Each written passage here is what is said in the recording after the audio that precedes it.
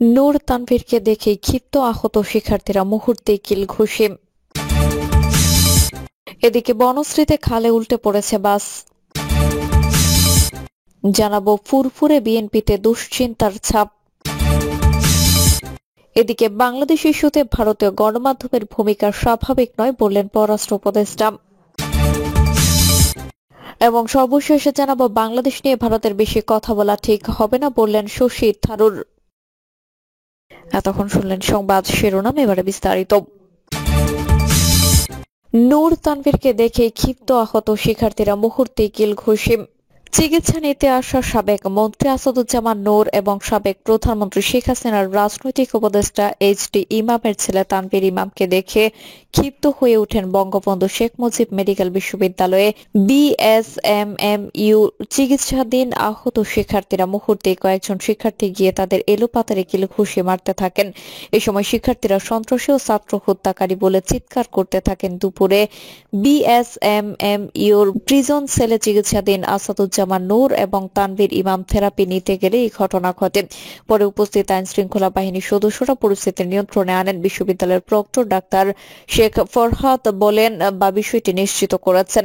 তিনি জানান, দুপুরের দিকে আসাদুজ্জামান নূর এবং এইচ.টি. ইমামের ছেলে থেরাপি নেওয়ার জন্য গেলে সেখানে থেরাপি নিতে আসা কয়েকজন আহত শিক্ষার্থী তাদের দেখে চিনে ফেলেন। এই সময় শুনেছি শিক্ষার্থীরা তাদের উপর ক্ষিপ্ত হন। পরে পুলিশ ও কর্তব্যরত চিকিৎসক কর্মকর্তারা পরিস্থিতি নিয়ন্ত্রণে আনেন। প্রত্যক্ষদর্শী একজন বলেন, হঠাৎ কয়েকজন শিক্ষার্থী হই হুল্লোড় শুনে গিয়ে দেখি একজনকে কিল ঘুষি মারা হচ্ছে।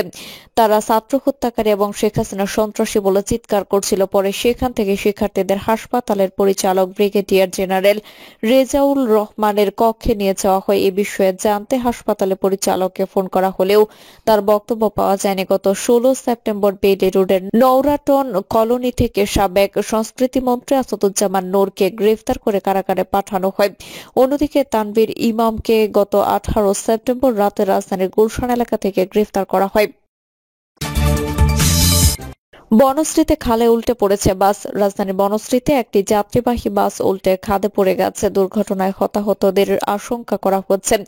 খবর পেয়ে ফায়ার সার্ভিসের দুটি ইউনিট ঘটনাস্থলে পৌঁছে উদ্ধার কাজ শুরু করেছে। বিষয়টি নিশ্চিত করে ফায়ার সার্ভিসের নিয়ন্ত্রণ কক্ষের ডিউটি অফিসার রুচিনা আক্তার বলেন, আজ বিকেলে 5:42 দিকে বনশ্রীর মেরাদিয়া এলাকায় আলিফ পরিবহনের একটি বাস উল্টে খালে পড়ে যায়।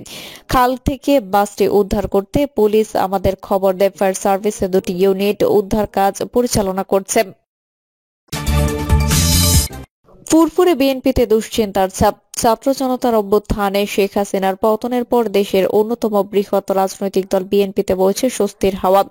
প্রায় 16 বছর পর বাধাহীনভাবে চলছে। নেতাকর্মীরা দলীয় চেয়ারপারসন বেগম খালেদা জিয়া থেকে শুরু করে একে একে মুক্তি পাচ্ছেন।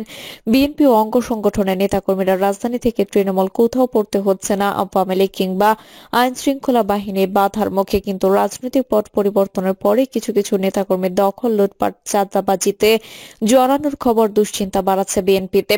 জানিয়ে বিব্রত হাইকমান্ড। অবশ্য শুরু থেকে এ নিয়ে সতর্ক দলটির নীতি নির্ধারকরা। অভিযোগ পেলেই নেওয়া হচ্ছে ব্যবস্থা। শৃঙ্খলা ভঙ্গ সহ এসব অভিযোগ এখন পর্যন্ত শতাধিক নেতাকর্মীকে করা হয়েছে বহিষ্কার। দলটির নীতি নির্ধারণী পর্যায় থেকে শুরু করে ইউনিট পর্যায়ের নেতারা মাঠের কর্মীদের বার্তা দিয়েছেন, অপরাধে জড়ানোর প্রমাণ পেলে রক্ষা নেই। ফলে শুরুর দিকে বেশির অভিযোগ এলেও ক্রমেই তা কমতে শুরু করেছে বলে মনে করেন দলটির কিছু নেতারা।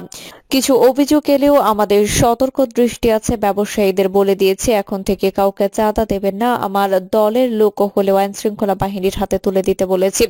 বিএনপি নেতারা বলছেন, আওয়ামী লীগের পতনে আপাতত তারা স্বস্তিতে আছেন, অনেকটা চাপমুক্ত হয়েছে। আওয়ামী লীগ শূন্য মাঠে অনেকটা এককভাবে চলার কারণে চাঁদাবাজি সহ অন্যায় অপকর্মে নেতাকর্মীদের নাম আসছে। তবে এদের বেশিরভাগই আন্দোলন সংগ্রামে মাঠে ছিলেন না।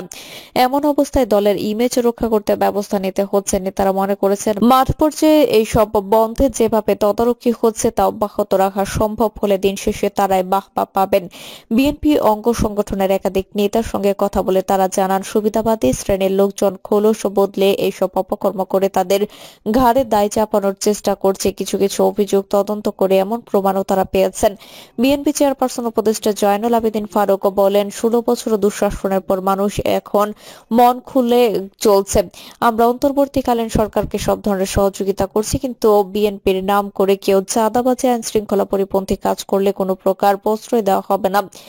আমরা কিন্তু সেই বিষয়ে বেশ কনসার্ন। গত 5 আগস্ট শেখ হাসিনার পতনের পর দেশে অস্থিরতা শুরু হয়। একই সময়ে আত্মগোপনে চলে যান আওয়ামী লীগের কেন্দ্র থেকে মাঠ পর্যায়ে প্রায় সব দেখা নেই নেতাকর্মীদের। এই সুযোগে বিএনপি অঙ্গ সংগঠনের কেউ কেউ দোকানপাট দখল ভাঙচুর ভয়ভীতি দেখানো চাঁদাবাজিতে জড়িয়ে পড়েন বলে অভিযোগ আসতে থাকে। কেন্দ্রের সংখ্যালঘুদের বাড়ি করে হামলার অভিযোগও আসে কারো কারো বিরুদ্ধে। এমন পরিস্থিতিতে অন্যায় অপকর্মের বিরুদ্ধে দলের শীর্ষ নেতৃত্ব থেকে কঠোর বার্তা দেওয়া হয়। গত 7 আগস্ট নয়াপল্টনের সমাবেশে বিএনপির ভারপ্রাপ্ত চেয়ারম্যান তারেক রহমান সহিংসতার বিরুদ্ধে কঠোর হুঁশিয়ারি জানিয়েছেন। তিনি বলেছেন, বিএনপির নাম ব্যবহার করে কেউ কোনো অপকর্ম করতে চাইলে তাকে আইনের আওতায় তুলে দেওয়া হোক। সারা দেশে নেতাকর্মীদের সেভাবে নির্দেশনা দেওয়া হয়েছে। এরপর একে একে অভিযুক্তদের বিরুদ্ধে ব্যবস্থা নিয়ে বিএনপি গাজীপুরের শ্রীপুর উপজেলা বিএনপি সভাপতি শাহজাহান ফকিরের আত্মীয় পরিচয় একজনের দোকান দখলের অভিযোগ পাওয়া গেছে। অভিযোগকারী আবুল কাশেম জানান, এলাকার বাবুল মণ্ডলের কাছ থেকে দোকান কিনেছিলাম, কিন্তু ক্ষমতার পালাবদলের পর সে বিএনপি নেতার আত্মীয় পরিচয় দিয়ে আমাকে বের করে দিয়ে দোকান দখলে নিয়েছে। এ বিষয়ে জানতে চাইলে শাহজাহান ফকির বলেন, এই লোক আমার আত্মীয়, কিন্তু এমন কাজ করেছে সেটা আমি জানি না। আমি খোঁজ নেব। এমন কাজ করে কেউ পার পাবে না, কারণ আমি 10 টাকাও খাই না, এটা সবাই জানে। রাজনৈতিক পট পরিবর্তনের পর বেশিরভাগ আলোচনা হয়েছে ইসলামী ব্যাংকের হামলা ও গুলির ঘটনা নিয়ে। এই ঘটনায় ঢাকার নিম্ন আদালতে মামলা হয়েছে। সেখানে আসামি করা হয়েছে ঢাকা মহানগর দক্ষিণ যুবদলের সদস্য সচিব রবিউল ইসলাম নয়নকে। অবশ্য এখনো তার বিরুদ্ধে কোনো সিদ্ধান্ত নেয়নি যুবদল। ভিন্ন ঘটনাও আছে। সাম্প্রতিক শ্রমিক দলের মহানগর দক্ষিণের সদস্য সচিব সুমন ভুঁইয়ার বিরুদ্ধে ঘাট থেকে চাঁদা তোলার অভিযোগ উঠে। খোঁজ নিয়ে জানা গেছে, চাঁদা নেওয়ার কাজ করেছেন মূলত ওখানকার একজন যুবলীগ নেতা জাবের হোসেন পাপন নামের এই নেতা 37 নম্বর ওয়ার্ড যুবলীগের সভাপতি। এই ঘটনার প্রতিবাদ জানিয়ে শ্রমিক দল নেতাকর্মী কোতোয়ালি থানায় সাধারণ ডায়েরি করেছে। সূত্রমতে গত 13 দিনে অন্তত 90 জন নেতাকর্মীকে বহিষ্কার করেছে বিএনপি এর অঙ্গ সহযোগী সংগঠন। তাদের মধ্যে যুবদলের অন্তত 60 জন রয়েছে। এছাড়া 50 জনেরও বেশি নেতাকর্মীকে কারণ দর্শানোর নোটিশ ও পদ স্থগিত করা হয়েছে। শাস্তি পাওয়ার নেতারা ঢাকা মহানগর, বগুড়া, পটুয়াখালী, পিরোজপুর, বরিশাল, পঞ্চগড়, গাজীপুর, চট্টগ্রাম, নরসিংদী, নোয়াখালী, ঝিনাইদহ, লালমনিরহাট ও লক্ষ্মীপুর জেলার বলে দলীয় সূত্র জানিয়েছে। এদিকে পুকুর ভরাটের অভিযোগে বিএনপির বরিশাল বিভাগীয় সাংগঠনিক সম্পাদক বিলকিস জাহান শিরিনের পদ স্থগিত করা হয়েছে, যদিও তিনি এই অভিযোগ পুরোপুরি অস্বীকার করেছেন। ঢাকা মহানগর দক্ষিণ বিএনপির সদস্য সাইদুর রহমান মিন্টু বলেন, যেখানে অভিযোগ সেখানেই নেতারা ছুটে যাচ্ছেন। অভিযোগ তদন্ত করে দেখা হচ্ছে। বিএনপির আহ্বায়ক ও সদস্য সচিবের ফোন নাম্বার দেওয়া হয়েছে। প্রয়োজনে কেউ ফোন করতে পারছেন। এতে অপকর্মে জড়ানোর সাহস দেখাচ্ছে না, যে কারণে দক্ষিণে এখনো কেউ বহিষ্কার হয়নি। অপরাধে জড়ালে কেউ কাউকে ছাড় দেওয়া হবে না, এমন বার্তা দিয়ে বিএনপির ঢাকা মহানগর উত্তরের সদস্য সচিব ও কেন্দ্রীয় ক্রীড়া সম্পাদক আমিনুল হক বলেন, কিছু অভিযোগ এলেও আমাদের সতর্ক দৃষ্টি আছে। ব্যবসায়ীদের বলে দিয়েছে, এখন থেকে কাউকে চাঁদা দেবেন না। আমাদের দলের লোক হলেও আইন শৃঙ্খলা বাহিনীর হাতে তুলে দিতে বলেছি। বাংলাদেশ ইস্যুতে ভারতীয় গণমাধ্যমের ভূমিকা স্বাভাবিক নয় বললেন পররাষ্ট্র উপদেষ্টা। দুই প্রতিবেশী দেশের মধ্যে কূটনৈতিক টানাপোড়েনের মধ্যে পররাষ্ট্র বিষয়ক উপদেষ্টা মোহাম্মদ তৌহিদ হোসেন বলেছেন, ভারতীয় গণমাধ্যমগুলোতে যে ভূমিকা নিয়েছে সেটি দুই দেশের মধ্যে স্বাভাবিক সম্পর্ক প্রতিষ্ঠায় সহায়ক নয়। তিনি বলেন, বাংলাদেশের সাম্প্রতিক বিভিন্ন ইস্যু এবং পরিস্থিতি নিয়ে ভারতীয় মিডিয়া যেভাবে প্রচারণা চালাচ্ছে সেটি দুই প্রতিবেশী দেশের মধ্যে স্বাভাবিক সম্পর্ক প্রতিষ্ঠায় সহায়ক নয়। এমন পরিস্থিতিতে দেশের সংবাদ মাধ্যমগুলোর একটি কাজ হওয়া উচিত, ভারতীয় মিডিয়ার মিথ্যাচার তুলে আনা এবং তাদের এই বিষয়গুলো শক্তভাবে উপস্থাপন করা।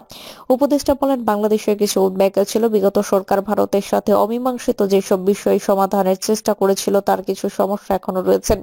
তারা ভারত পরবর্তীতে পরিস্থিতি উপলব্ধি করে এগিয়ে যাবে বলে বিশ্বাস করেন তিনি। তবে যে কোনো সম্পর্কের ক্ষেত্রে কিছু বাধা থাকে যা স্বাভাবিক বলে স্বীকার করেন তিনি। সীমান্তে হত্যা প্রসঙ্গে পররাষ্ট্র উপদেষ্টা বলেন, সব দেশে অপরাধী আছে, কিন্তু আপনি সীমান্তে গুলি করে মেরে ফেলতে পারেন না। ভারতের উচিত সীমান্তে অপরাধীকে ধরা এবং তাদের আইন শৃঙ্খলা বাহিনীর হাতে তুলে দেওয়া এবং প্রচলিত আইনের বিচার করা। বাংলাদেশ নিয়ে ভারতের বেশি কথা বলা ঠিক হবে না বললেন শশী থারুর। বাংলাদেশ ইস্যুতে ভারতের খুব বেশি মাথা ঘামানো উচিত নয় বলে মন্তব্য করেছেন ভারতের সাবেক পররাষ্ট্রমন্ত্রী শশী থারুর। রাষ্ট্রদ্রোহের মামলায় চিন্ময় কৃষ্ণ দাসকে গ্রেফতার করায় উদ্বেগ জানালেও এই ইস্যুতে তিনি বেশি উচ্চবাক্য করতে রাজি নন তিনি। আগামী 11 ডিসেম্বর তার নেতৃত্বাধীন ভারতীয় পররাষ্ট্র বিষয়ক সংসদীয় কমিটি বাংলাদেশ ইস্যুতে বৈঠক আহ্বান করেছে। এ বিষয়ে ভারতীয় বার্তা সংস্থা এএনআই এর সঙ্গে আলাপকালে তিনি বলেছেন, ভারত সরকার যদি এই বিষয়ে কথা বলতে চান তাহলে এস জয়শঙ্করের সংসদে কথা বললে সম্পর্ক সম্পর্কে জানতে বৈঠক ডেকেছি। তবে বাংলাদেশ ইস্যুতে ভারতের খুব বেশি উচ্চবাক্য করা নয় বলে মনে করেছেন শশী থারুর। তবে যেহেতু এটা আমাদের দেশের সঙ্গে সম্পর্কিত নয়, তাই এই বিষয়ে আমাদের খুব বেশি কথা বলা উচিত হবে না। প্রসঙ্গত 5 আগস্ট আওয়ামী লীগ সরকারের পতনের পর থেকে বাংলাদেশের সংখ্যালঘুদের নিয়ে লাগাতার উদ্বেগ জানিয়ে এসেছে ভারত। বাংলাদেশ বারবার সংখ্যালঘুদের নিরাপত্তা নিয়ে ভারতকে আশ্বস্ত করেছে। তবে ভারতীয় গণমাধ্যম বাংলাদেশ সংখ্যালঘুদের পরিস্থিতি নিয়ে ব্যাপক অপপ্রচার চলছে। এ বিষয়ে ভারত অবশ্য এখন পর্যন্ত কোনো পদক্ষেপ নেয়নি। সাম্প্রতিক সাবেক ইসকন নেতা চিন্ময় কৃষ্ণ দাসকে গ্রেফতার করার পর ভারত সরকার ফের ব্যতিব্যস্ত হয়ে উঠেছে। এর প্রেক্ষিতেই এই মন্তব্য করেছেন কংগ্রেসীয় সংসদ সদস্য শশী থারুর। প্রিয় দর্শক, এই ছিল এখনকার সর্বশেষ সংবাদ। আপডেট সব সংবাদ পেতে চ্যানেলটি সাবস্ক্রাইব করে বেল আইকনটি ক্লিক করে রাখুন।